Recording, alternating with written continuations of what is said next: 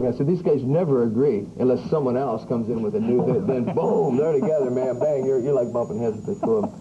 But it's good. It's really, to me, it's really. I like I say, I'm jealous. I admire it. So this is a band that just, closeness. This is a band that just loves one another unreservedly, I guess. Yeah, I'll tell you. When you find out how much this band loves each other, you bring an outsider around us. The four of us together, it's like I keep calling us the four-headed monster now. You know? When did you first become aware that there was this band, Van Halen? Oh, from the first album. I mean, I was a guitarist before this, so obviously when Eddie hit the scene, I was going, hey, who's this chump? You know, I'll kill him.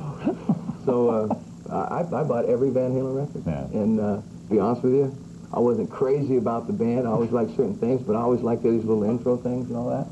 And I was a fan, I'm serious. And until I joined the band, honestly, I didn't realize how important Alex and Michael were. And starting with Michael, with his voice for the harmonies, he is the background vocal sound in Van Halen. Like it or not, it's Michael. If you don't like it, it's Michael. If you like it, well, it's me. But the thing about Alex is that I didn't realize how powerful he was until I walked into the studio. And he's about the most intense, powerful drummer I've ever played with. And when Eddie comes up with a riff, it can be a silly, simple little riff. You know, unlikely, but possible, I suppose. Oh, it's likely. Right. But when Alex starts playing, it all of a sudden is some big, bad, mean riff. You know, it's like whoa. He's half the band. I had heard at the time when you joined the group, you were doing so well on your own as a solo act that you were worried about maybe having to take a pay cut to do this. Well, I did. This splitting four-way stuff doesn't get it. Let me tell you something, man.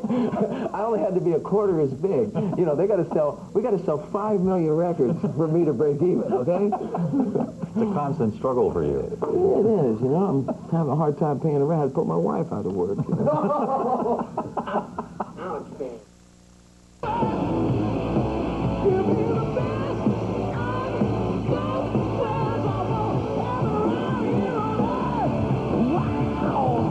Sammy says that the secret ingredient of Van Halen is your vocals.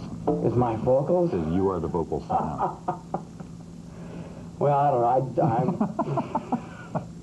I'll tell you that when I first joined Van Halen, part of the reason was I'd been lead singing in bands that I've been in, and I was thinking, well, Ed sings, and Al even sings background, and I'll just play bass, you know, that'll be great.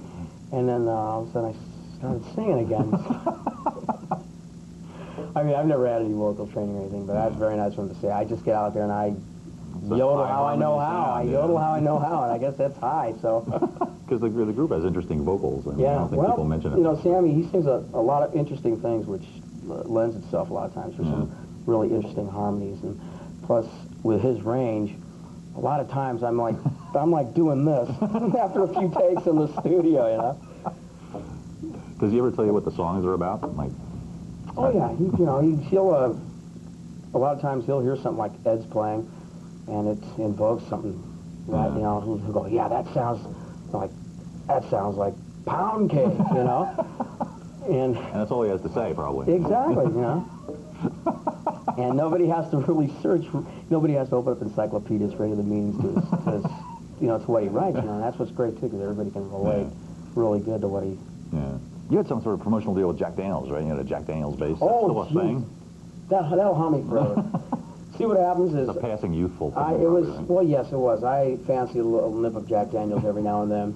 And the whole thing led to the building of this Jack Daniels bass that I had, because everybody ribbed me about it so much. He said, you ought to build a bass that looks like a Jack Daniels bass guitar. I go, yeah, right, okay. So I did, and it was just like a little novelty thing. Yeah. But the bass sounded halfway decent, and I ended up using it for a few songs in the show. And once the Jack Daniels people caught wind of what I was doing, I thought I was going to be sued. No, actually, I built another Jack Daniels bass, a second one, because the first one I thrashed real bad the first year that I had it, I think it was back in 1984. And they became kind of interested, and they asked if they could do the graphics for it, for the new bass. And I'm all, yeah, sure, you know, because at that point I was just like, you know, Jack Daniels was like, you know, I'm a Tennessee Squire. I'm in that little elite group of people that own a little patch of land about this big at the distillery, you know, and every night, every month I get a letter going, Mr. Anthony, you better mow the weeds on your plot of land. Have you visited this little flat? Yeah, in fact, I've been to this distillery. I've taken the tour. In fact, the tour is great if you're ever down that way towards Lynchburg to take it. But anyway, they send us graphics to do the other bass, and in turn they wanted a picture of the bass and me to hang in their Hall of Fame. Wow. Down there at the distillery. So this is an ongoing relationship. Yeah, well, I still take a little nip of Jack Daniels every now and then, but you know, I've kind of backed off on the gas just a little bit. I had a few more years to my life. Do you ever sit down and listen to the records? I mean, like from the old days, like the first one, and notice like how we've improved? Or sometimes I'll do a lot of times when people come over, friends come over, and they'll all be going. A lot of times they want to listen to our old albums. Someone will suggest it. They'll go, "Hey, Mike, let's listen to your first album or your second album. Or let's watch your first video that you guys ever did." And that's when I really go, "Oh my God!" But you know, and this. Why do you say that? Was it a bad video? Because you know, back then I remember doing our first video of "You Really Got Me." I think we did it over at the Whiskey out in Hollywood, and Ed and I, you know, we're doing all this stuff. And then after the solo kicks in, we're all going, you know, and it's like, oh, I used to do that? Oh, jeez. It must have been the alcohol. No, I'm just kidding. But, no, every now and then I put on one of our, you know, I'll play the first album or the second album. Yeah. I'll put, you know, the second album on, or Fair Warning, which is one of my favorite albums of the old band era, whatever, you know. Turn it up real loud so it upsets my wife, and then I sit back and just go, yeah! Are bass players born as opposed to made? I mean, you have to be born a bass player. You're not just a failed guitarist, you're a bass player. Right. I think you have to be born, because you're either born a bass player or you're a failed guitarist trying to play guitar on a bass. I don't know. Plus the fact that when I first started playing, everybody wanted to play guitar, you know? And a bass player can be a popular guy. I said, yeah, you know, I didn't have very many problems finding bands in the early days to play with, you know. The problem was keeping the guitars from flaking out, you know. I'd be going from one band to the other. But I don't know, it's just, you know, I like being part of the foundation. That's just as important, just to have a groove being locked in there, you know. And when I get up there on stage and I got all this stuff blowing behind me, and I'm sitting there right on that one note, and everything's shaking and my fillings are getting ready to fall out, I'm going, yeah, I like this. I like playing this instrument.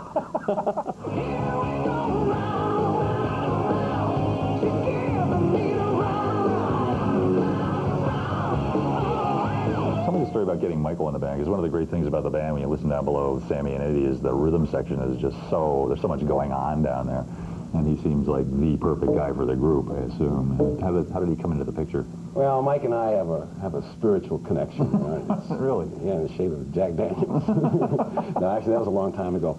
The way we met was we were playing the same bill, if you want to call it then, you know, playing a high school auditorium, and our PA had broken down, and Mike just let us use his, and we befriended him, and he came around, and before you know it, he was in the band. Was it obvious when he first started playing with you that he's really got something going here? Yeah, I think what was more besides his playing was his attitude. In the beginning, that's when you really, it's the friendship and the camaraderie and the love for music that makes it happen. Yeah.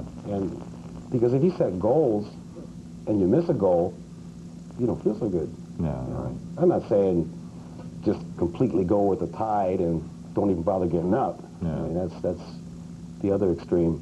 But yeah, it was Mike's vibe that first really got us going. Did you know from the beginning that you had something special and you're just going to keep going until you do it?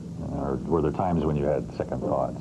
I think it was from very early on that it was kind of ingrained on us that if you're doing something that you like, then that is of the utmost importance. Because in our family, there were two opposites. There was my dad, the musician, the guy, the happy-go-lucky guy, you know, and let's have a drink, that type of thing. The other side was our mother. He says, you know, without a suit and tie, you ain't diddly. You know, you're nothing. You come by, you know, visit today or tomorrow, and she'll say, Alex, when are you going to get a job? You know, she's 75. And Mom, does it really make any difference? Were you guys, when you and Eddie were kids, was it immediately apparent that you were musical? I mean, did you both just feel like this is what we want to do, and we love music, we want to play? Yeah, my dad, and if I say Ed and my father, or our father, that sounds kind of holy, doesn't it?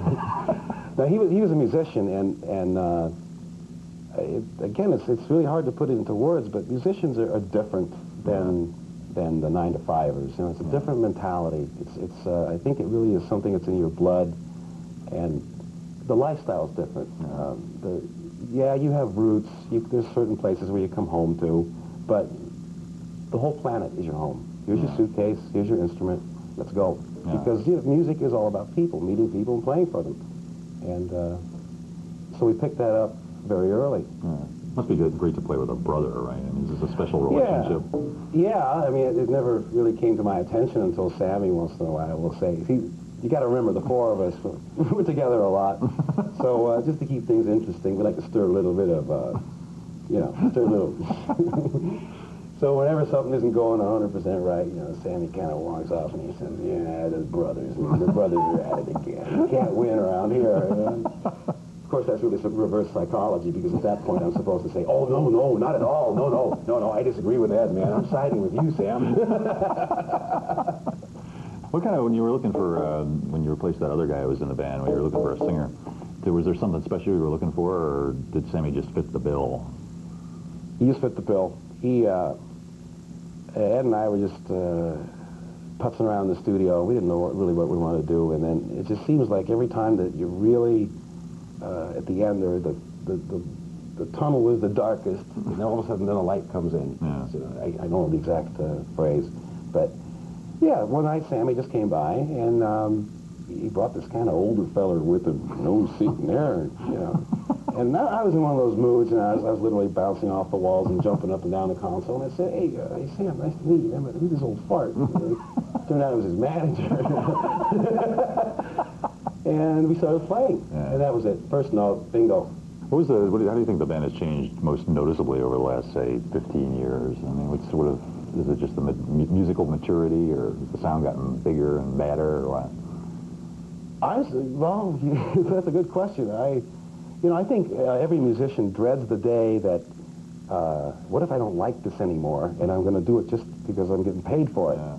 And I think the biggest surprise is that we really still are, we still get up for it. We've managed to arrange it so you can do it the way you want to do it, and it probably helps. Yeah, but I mean, to have to play one song that you recorded 10 years ago because the audience wants to hear it can sometimes really push you to the limit of, hey, are we faking it now or what? Yeah. But what song might that be? I'm not going to mention anything in particular because we may not play it this time.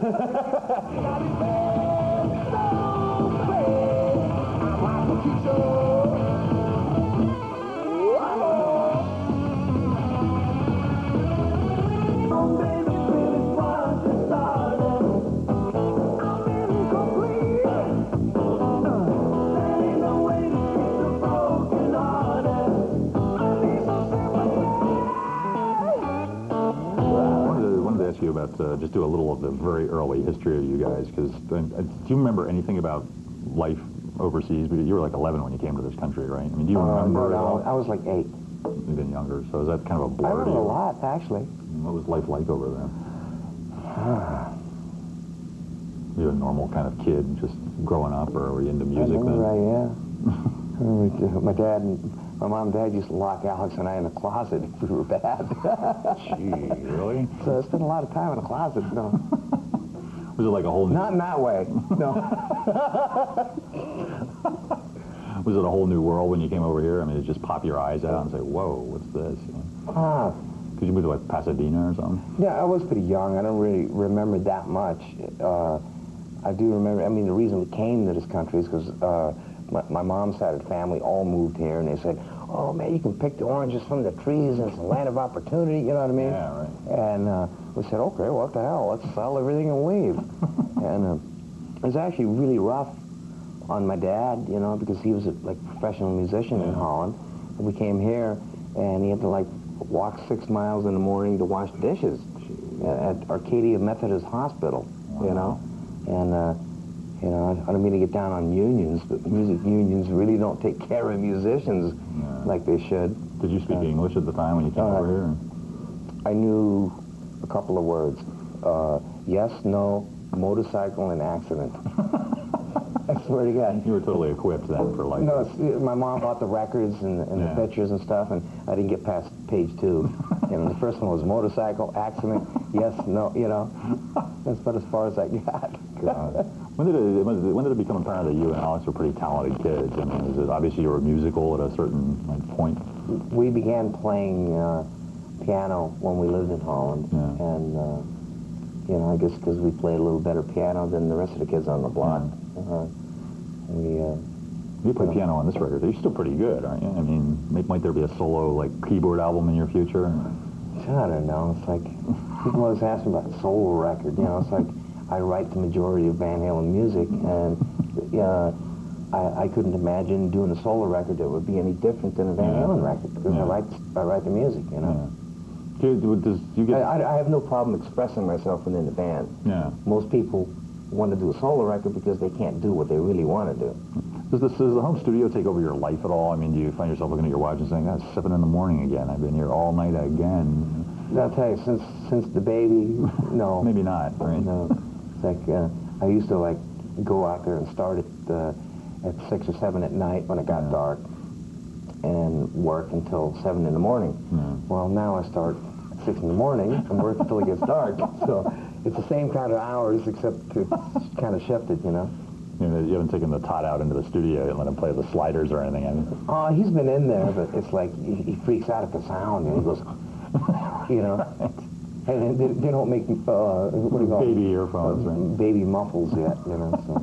Did you have an immediate like rapport with the guitar? I mean, when you first picked one up, was it, wow, I can do this? It came kind of easy, you know. My brother, when we kind of swapped, he kind of went, "See, you're better at that anyway." You know what I mean? I'm going, "Yeah, well, you're better at the drums." But I mean, do you have really long fingers or something? Are you like physically prepared for this, or? I don't know. I just picked it up, and it just seemed kind of natural, you know. And I think the years of playing piano helped, because you know the fingers kind of moved. And do you see your influence out there? I mean, do you watch guys play and say, "Oh, there it is. Yeah, I see that." And sometimes I go, "Oh, that's kind of cool." Other times I go, "God, you know, what the hell did I start here?" You know what I mean? Do you see a development through the first, like, say 5 albums? Do you see the band like getting better, the music getting more complex or anything? Can you track that? Do you go back and listen to this stuff at all? I think we just change, you know. I hate to call it mature or anything like that, but we just kind of we just go with whatever comes out, you know. You still have the same feeling you had when you started out? Oh yeah. I mean, when I hear us on the radio, I go, you know, I get the goosebumps and the fur goes up, you know. It's like, oh yeah, you know, it's exactly the same as it used to be. Yeah. Was there a point where it got beyond just selling records and being a rock star, and you said, well, there's also this musical thing we want to do? I mean, were you already being celebrated as the great virtuoso of the guitar? I think the whole thing is the music thing, you know. I mean, I've never wanted to be a rock star. Yeah. I mean, there are a lot of bands that do, you know. Yeah, well, I've never wanted to do interviews. I hate doing what I'm doing right now. I'd rather be playing my guitar and making music, you know. It's like, you know, it's like all the stuff that goes along with it, I'd rather do without. Yeah. You know, if you think riding in a limo and doing interviews and your picture taken when you feel like shit, you know what I mean? And you sit in the back of a car going like this with a guy who can't drive and doesn't know where he's going. If you think that's great, then go ahead and be a rock star. You know, I'd rather just stay home.